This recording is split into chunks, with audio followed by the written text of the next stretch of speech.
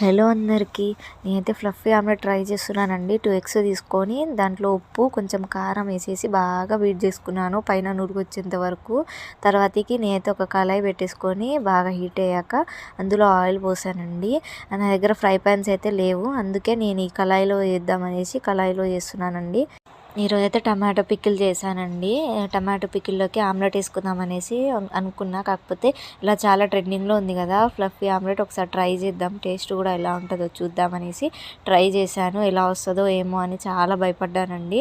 ఎందుకు దీనికే అతుక్కోపోతుందా అని అనుకున్నాను, కానీ చాలా బాగా వచ్చిందండి. మీరే చూడండి. ఫస్ట్ అయితే వన్ సైడ్ ఇలా పోసుకొని మీడియం ఫ్లేమ్లో పెట్టేసుకొని మంచిగా కాల్చుకున్నానండి వన్ సైడ్.